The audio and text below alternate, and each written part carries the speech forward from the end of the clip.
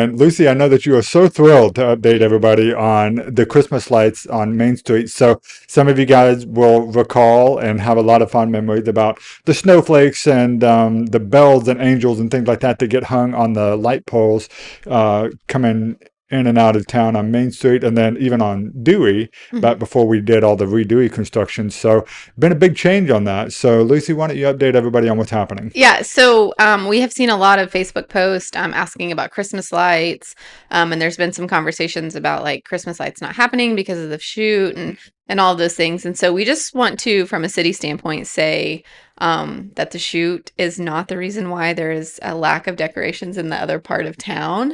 And so one of the big topics right now is the Main Street decorations, and I can't remember them being anything other than snowflakes.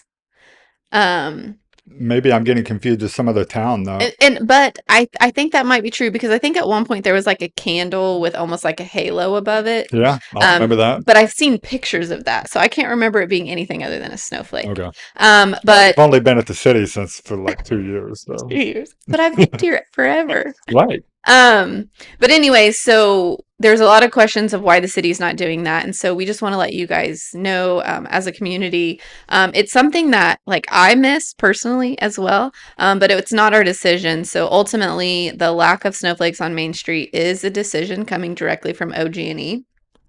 And so um, I was talking with Micah about this earlier, and he was talking about how, we pay for the power and the lights that come out of those Yeah. poles, which is correct, but we don't own those poles. Those Right. poles belong to OG&E, and so they get to make the rules. And one of the rules that they have now is that you are not allowed to attach anything or plug anything into their poles. And so that is why there's no snowflakes on Main Street. We did sit down and meet with OG&E, the community affairs manager, which is Tammy Taylor.